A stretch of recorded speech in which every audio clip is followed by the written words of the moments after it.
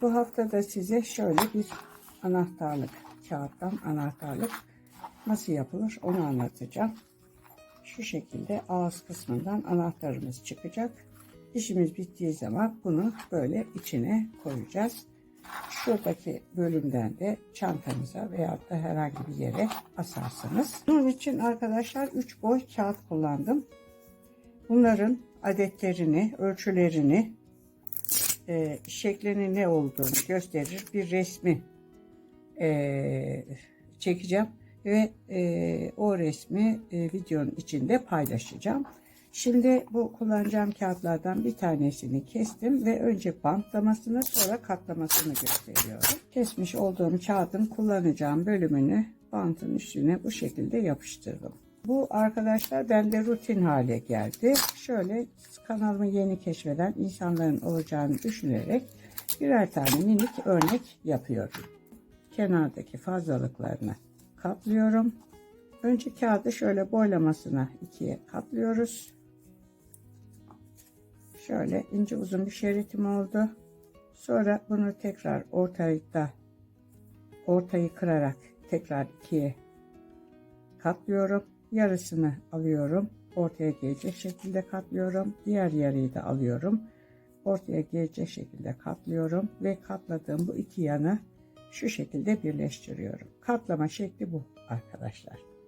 Şimdi takmayı göstereceğim. Bu çantanın en altı arkadaşlar düz olacak. Onu da size göstereyim. Şöyle iki tane kağıt aldım. Birini alttan, birini üstten geçirdim.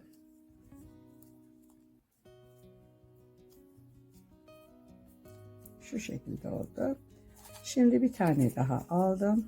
Onu da şöyle ya arkadaşlar. Şöyle yukarıdan aşağıya doğru ineceğim. Biri alttan. Şöyle. Biri üstten. Gördünüz mü? Şimdi bakın. Düz olacak dedim ya kenara. Şimdi şunu kıracağım. Bunu kırmak için ne yapıyorum? Şöyle uç kısmını tutuyorum sıkıca şurayı. Şöyle arayı açıyorum. Kırıyorum ve kapatıyorum. Bu şekilde oldu. Bakın. Şöyle oldu. Şimdi bir tane daha alıyorum. Onu da şu şekilde aşağıdan yukarıya doğru takıyorum.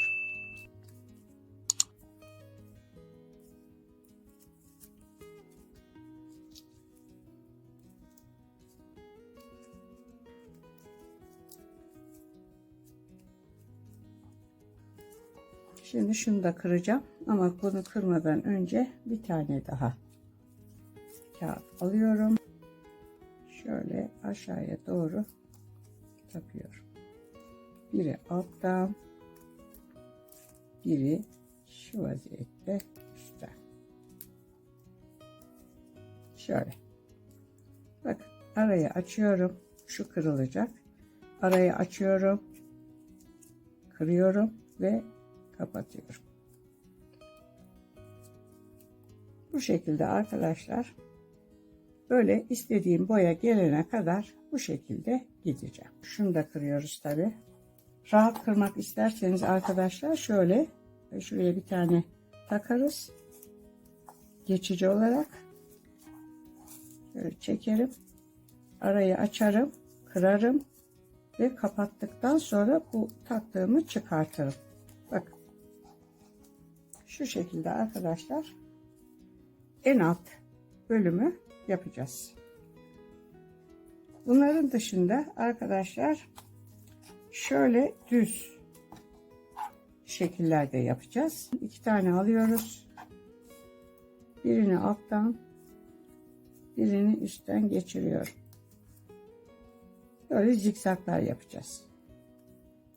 Bir tane daha alıyorum. Şöyle aşağıdan yukarıya doğru çıkıyorum. Bunlar da düz taraflar arkadaşlar. Bir tane daha alıyorum. Onu da böyle geçiriyoruz.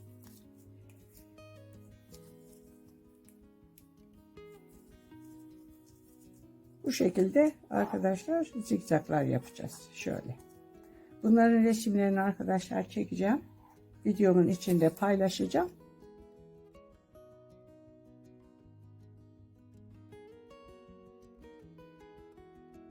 Kulak kısmına şu kulağına koymak için kare yapmam gerekiyor.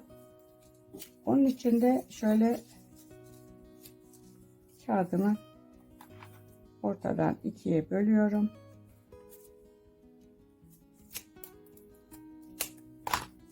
Yalnız bu kağıt arkadaşlar en üstteki kağıdın ölçüsünde olacak.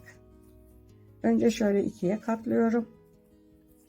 Arayı açıyorum. Yarıyı ortaya gelecek şekilde katlıyorum.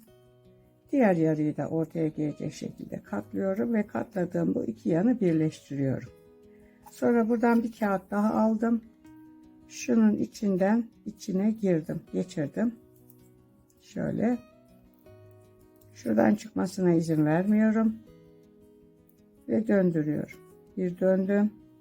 Bir daha döndüm. Ve bunu yakalayıp arkadaşlar şunun içine yerleştiriyorum.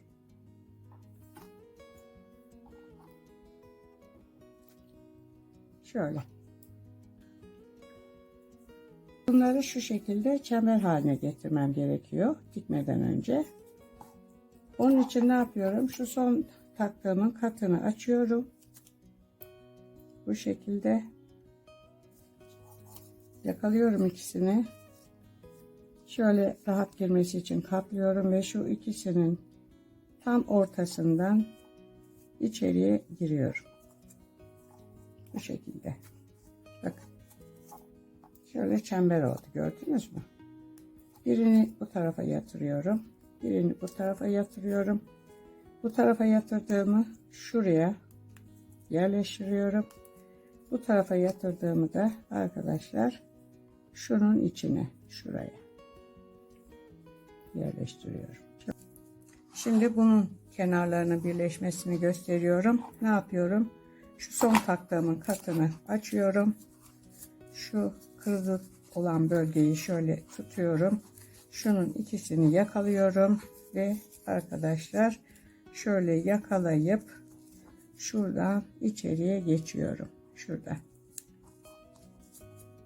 Şöyle geçirirken bu kısmı da mutlaka kıracağız. Bakın şurayı. Şöyle geçirdim. Şimdi bunun birini alıyorum. Bu tarafa yatırıyorum. Diğerini bu tarafa yatırıyorum. Bu tarafa yatırdığımı arkadaşlar bakın şu şekilde tutuyorum.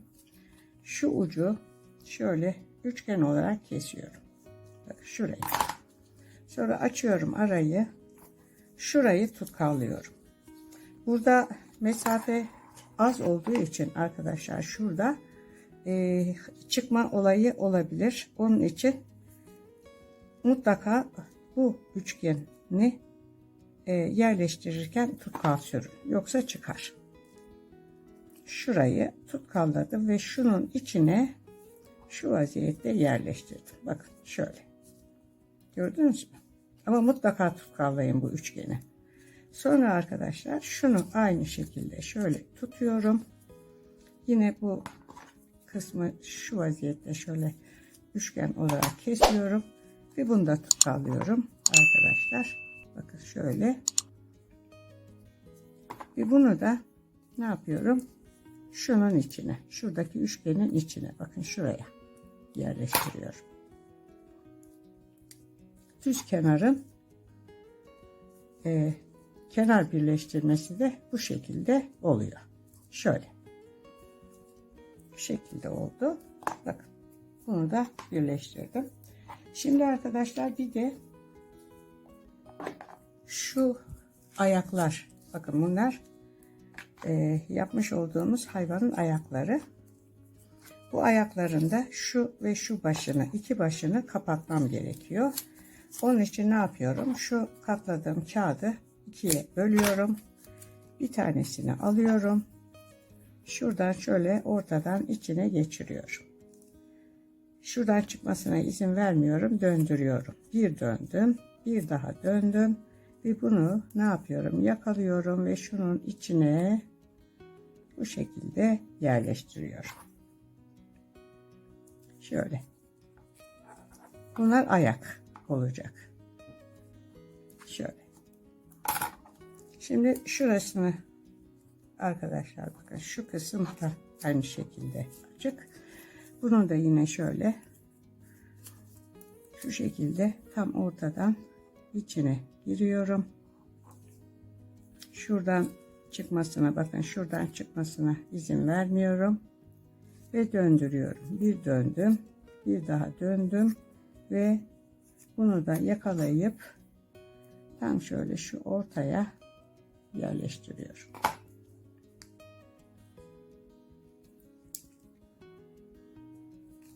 Bakın şu şekilde şöyle yerleştirdim. Tamam mı arkadaşlar? Ayaklar da bu şekilde oluyor. Şimdi arkadaşlar artık dikime geldim. Tam böyle tutuyorum. Bakın şu vaziyette tutuyorum. Şunu da tam şöyle ortalıyorum. Aynı şekilde bunu da ve şöyle buraya dikiyorum. Önce şu içeriden ipini geçireyim. Saklayacağız çünkü ipimizi içeriye gözükmesin diye. İpim burada arkadaşlar. Şimdi şuradan tutturmaya başlıyorum. Şöyle.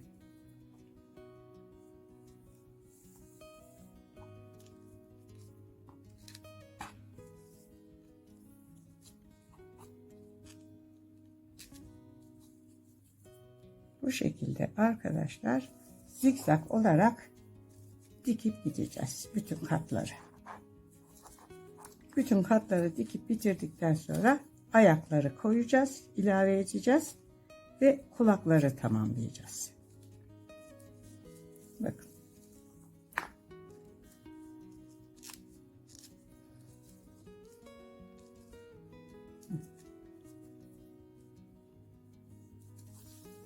Bu şekilde komple dikeceğim. Anahtarlığın son kat hariç hepsini diktim. Şu alt kısmını da birleştirdim. Sadece şu kafa kısmı kaldı. Şimdi bakın şu vaziyette bastırdığımız zaman şu kenarla şöyle sivri kalıyor. Şunu da şu şekilde tuttuğunuz zaman arkadaşlar bu da böyle bakın kalıyor. Şu şekilde tutacağım. Bakın arkadaşlar şu vaziyette dikiyoruz. Gördünüz mü? İpim burada. Şuradan itibaren tutturarak gideceğim. Şöyle tutturuyoruz. Demek ki ne yapıyoruz? Şuradan tutturacağım. Şuradan itibaren.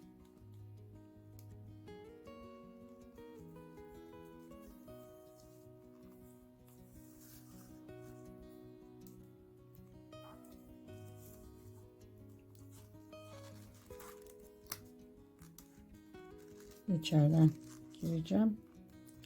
Zikzak olarak dikip gidiyoruz.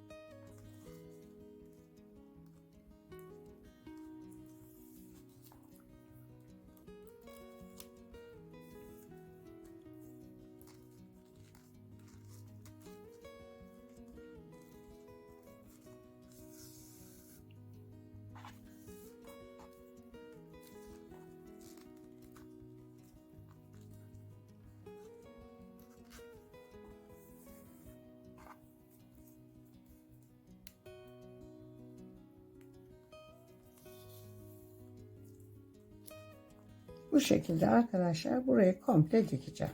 Bakın arkadaşlar burayı böyle komple bu sırayı son sırayı diktim.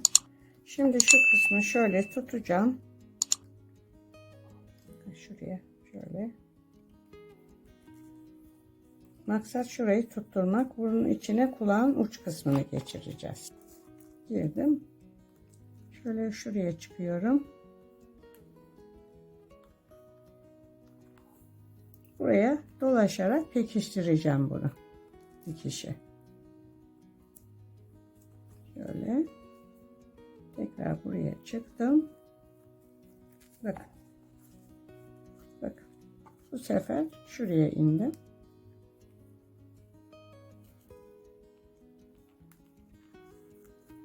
Maksat arkadaşlar burayı dikmek. Şimdi buradan girdim. Şuradan şöyle girdim. Şöyle aşağıya iniyorum buradan.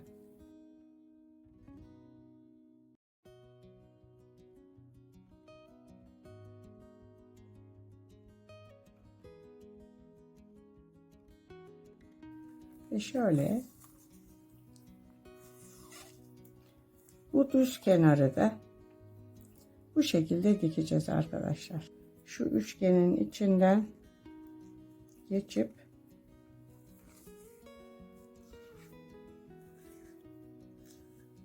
bakın üçgenin içinden geçiyorum. Döndürdüm. Gördünüz mü? Bakın. Döndürdüm. İpim burada. Şu karenin içinden bu tarafa geçiyorum. Sonra buradan arkadaşlar tekrar şuradan dışarı çıkıyorum. Şöyle çıktım. Burayı dikerken arkadaşlar şimdi şu minik kareleri de şu şekilde bu üçgenin içine şöyle dikeceğiz bunları. Ve bunlar da kulak olacak. Birini bu tarafa dikeceğim. Birini bu tarafa dikeceğim. Birini buna dikeceğim. Ayakları da şöyle alt kısımları. Şöyle tutturacağız ayakları da. Bu şekilde tutturacağız. Ve bizim kurbağamız bitecek. Şimdi şuradan yakalıyorum. İki tarafından tutturacağız arkadaşlar. Şöyle.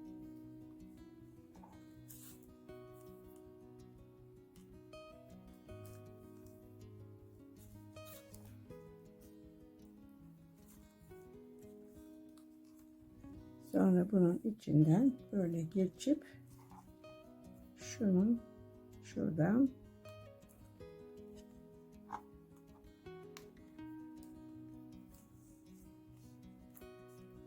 şu şekilde kulakları da tutturmuş olacağız. Bunu da buraya dikeceğim. Arkadaşlar bakın anahtarlığım bitti. Şunda böyle zincir kullandım. Ama herkesin evinde zincir olmayabilir. Onu düşünerek şu şekilde saten kurdeleler kullanabilirsiniz. Ayakkabınızın eskimiş olan ayakkabılarınızın bağcıklarını kullanırsınız.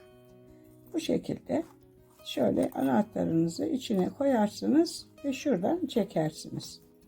Lazım olduğu zaman da hemen yakalarsınız ve çekersiniz, kapınızı açarsınız.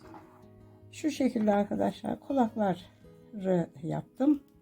Ayaklarını diktim ve anahtarlığım bu şekilde bitmiş oldu. Arkadaşlar kurbağa anahtarlığımın yapımı burada sona erdi. Videomu beğenmeyi, kanalıma abone olmayı unutmazsanız mutlu olurum. Bundan sonraki videolarda görüşmek üzere. Hoşça kalın.